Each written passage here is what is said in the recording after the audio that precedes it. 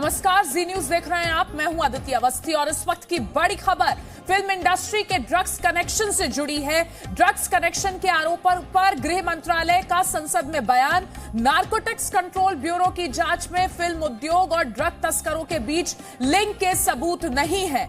Narcotics control bureau जांच में अब तक ऐसा कुछ भी नहीं पाया है जिस पर कार्रवाई की जा सके। तो इस वक्त की सबसे अहम खबर, जिस तरीके से लगातार फिल्म इंडस्ट्री के ड्रग्स कनेक्शन के बारे में बताया जा रहा था, अब इस पूरे मामले पर गृह मंत्रालय ने सफाई दी है।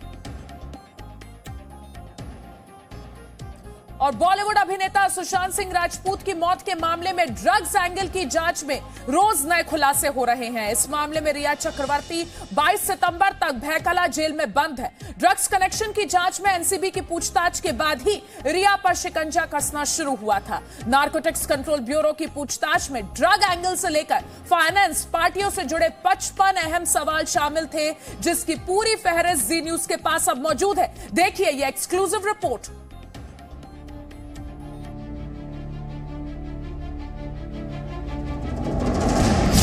एनसीबी के सवालों पर रिया का सरेंडर।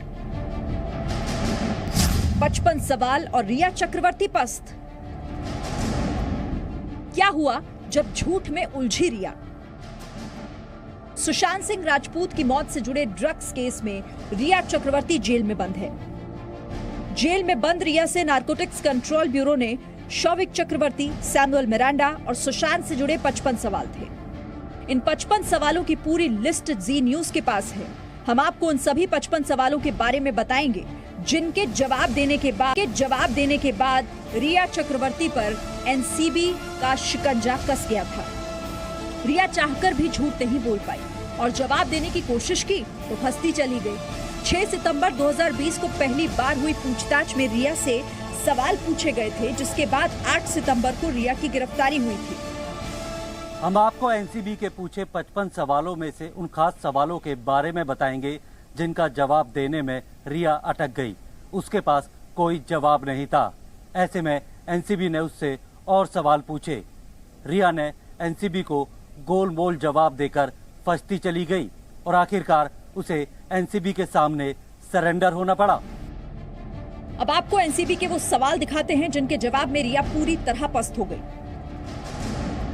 क्या तुम्हारे पिता शौविक और सुशांत ड्रग्स का सेवन करते थे, जैसे कि बड?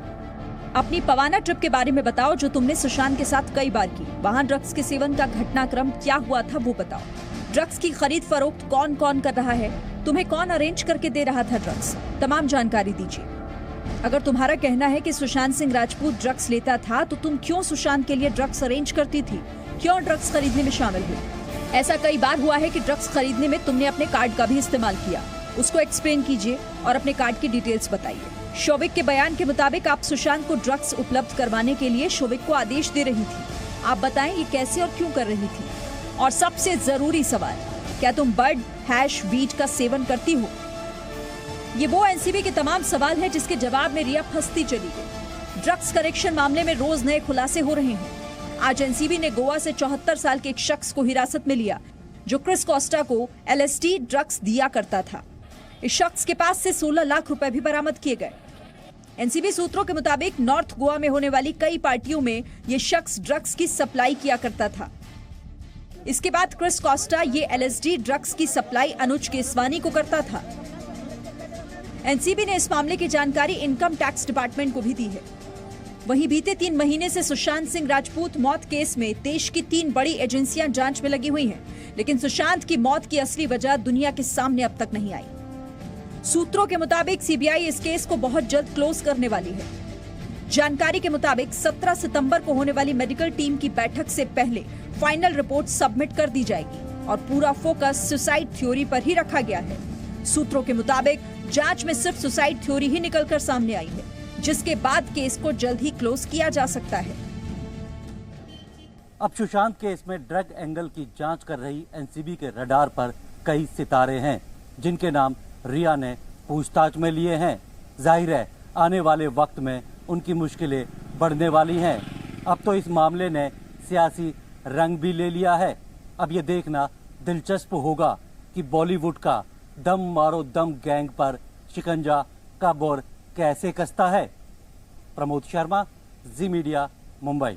Presenting B News app, available on Google Play and App Store. Download it now.